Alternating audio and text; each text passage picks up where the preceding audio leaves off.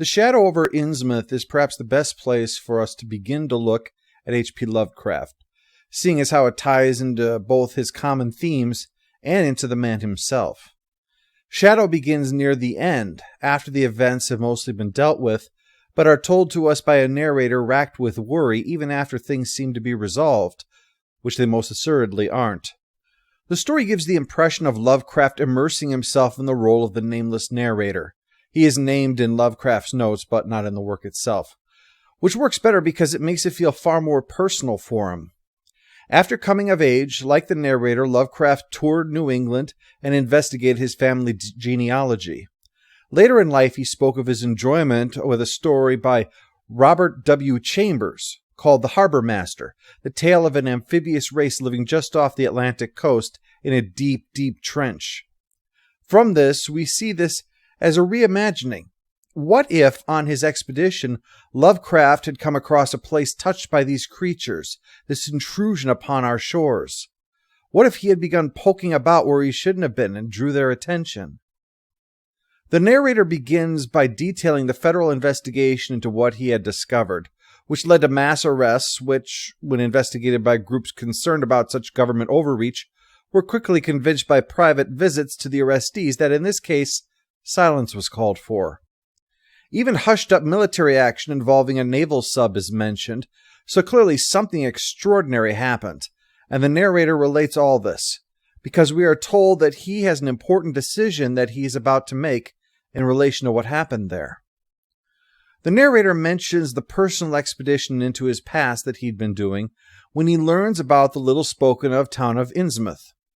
Some adaptations pronounce it as written, Innsmouth, but since this is New England, which pronounces such places as muth, like in Plymouth, that's what I'm going to be using. The narrator learns of the town thanks to a decrepit bus driven by a decrepit driver. He has what is called the Innsmouth look, people who bald at a young age and have skin oddities, and the bus driver himself has feet far too large for his body. The horror of it is what draws the narrator's morbid curiosity, one of the downfalls of characters in Lovecraft's work. People go about their lives in blissful ignorance of the reality of things. But if one digs too deeply into the nature of things, if one studies the sciences and meditates upon them, then the oppressing terror of our true insignificance can fill us with dread. If one goes further, one might even find things beyond our science and confront the truly horrific. Not only is this not a universe made with people in mind, people are microbes amidst the walking and sleeping giants who populate the cosmos and beyond.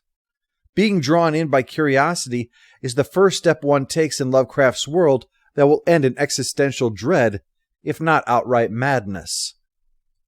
Investigation into it reveals things such as a tiara, the product of skilled workmanship, yet so unlike anything known it might as well be from another planet, the narrator notes.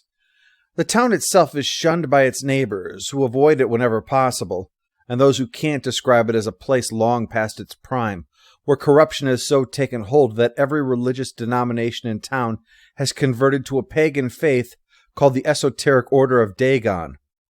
When the narrator arrives and investigates, he discovers a pastor wearing a tiara similar to the one that he saw in the museum, and the sacred days of their religion are All Hallows Eve and Walpurgisnacht. The town has no library, no chamber of commerce, and much of the place seems empty, despite the obvious signs that people live here.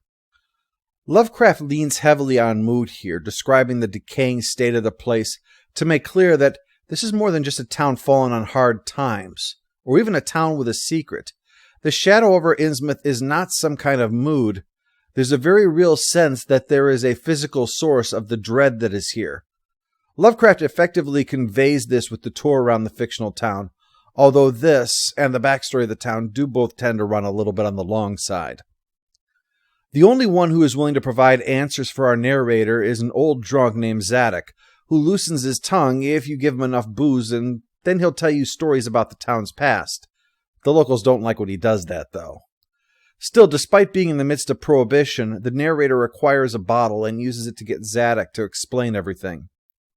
Another likely inspiration on this story was from Irvin S. Cobb's fish head, of a person who, well, has a head that's like that of a fish. It is highly probable that you listening to this know more about the author than I do. So if I am mistaken in my understandings, I apologize in advance, but this is what my research has uncovered. Lovecraft lived in a period that was so dark we don't much like to talk about it. I'm not referring to the obvious mainstream bigotry that was present, since that is common throughout human history and human cultures, for that matter. But I'm referring specifically to the darkness of the American eugenics movement, which reached its height in the 20s and 30s, when Lovecraft was creating so much of his work. Both of Lovecraft's parents died in a mental hospital, and he was terrified that there was something in his genetic line that made him predisposed to madness. In keeping with the ideas that some in the eugenics movements advanced, a mixing of genetics would lead to degeneration. The fish headed supposedly the result of this. This resulted in Lovecraft's personal fear of genetic interbreeding in his own line in particular, and the idea of racial mixing in general, leading to an unfortunate theme present in some of his works on this topic. I'm not attempting to excuse any of this, I'm merely providing context to it, since it so directly relates to this work. You need to understand why Lovecraft believes these things to better understand where the horror comes from. Zadig tells of how the religion of the esoteric order of Dagon was first picked up in the South Sea Islands and brought back to Innsmouth by Obed Marsh. Fish would be plentiful for those who sought the undersea creatures, and they would give gifts of gold in exchange for human sacrifices. These fish-frog beings are the Deep Ones, connected with Dagon, who in turn is a member of the Great Old Ones of the Mythos, as it is called, which I will cover in greater detail at a later time. Obed and his cohorts brought the Deep Ones to the shores off Innsmouth, but their practice of human sacrifice led to them all being arrested. Outraged, the Deep Ones themselves stormed the town, freed the cultists, and slaughtered half the town. From then on, the Order of Dagon was the way. Women had to be turned over to breed with the Deep Ones, and regular human sacrifices continued. With the gold and the deep roots now embedded in this town, Innsmouth is able to keep all of this a secret.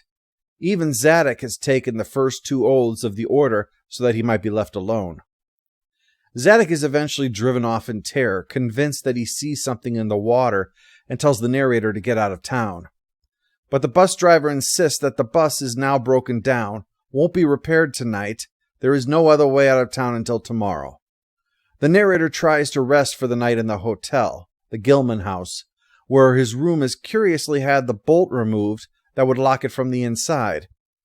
For his own peace of mind, he relocates a different bolt to that spot to protect him, which is fortunate because a group comes in the middle of the night for him, forcing him eventually to flee the hotel and run through the streets trying to evade pursuit. As he goes, the pursuers include beings who are more and more disturbing in their looks, less and less human, until finally, while he's hiding on the outskirts of town, he spots the Deep Ones themselves, a sight so horrifying that the narrator faints. This particular point is when Lovecraft's Cosmicism, as it's called, is particularly spelled out. Quote, "It was the end for whatever remains to me of life on the surface of this earth, of every vestige of mental peace and confidence in the integrity of nature and of the human mind." The narrator's curiosity has led to him finding the answer to his question, and those answers were things he never wanted to know. But more than that, the mechanisms that Lovecraft has chosen for this is quite allegorical. The use of the sea itself is a stand-in for the cosmos. We think we are safe here, but there are these horrors so very, very close that can at any time come here and impose their will upon us. This is the reason Lovecraft offers the structure that he does, opening by telling us, "Don't worry, it's all been handled. The federal authorities swooped in and sorted out the cultists, and the Navy made short work of these monsters with their torpedoes. Problem solved, nothing to worry about." It is only as we approach the end that we see that the full might of the United States that has been brought to bear here has only managed to provide a moment's setback, that the Deep Ones are already recovering and are plotting to take control of a city far larger than Innsmouth this time. And if even the Deep Ones, who themselves worship Dagon, are so resistant to our best attempts to deal with them, how much more so Dagon himself and the rest of the Great Old Ones? Remember, that town wasn't under the shadow over Innsmouth because it wanted to be. It was conquered. But as terrifying as things are, and indeed the rare example of action by Lovecraft as our narrator escapes the hotel and struggles to evade the hybrid things that pursue him, it's an intense experience that has helped make this one of the more well-known tales.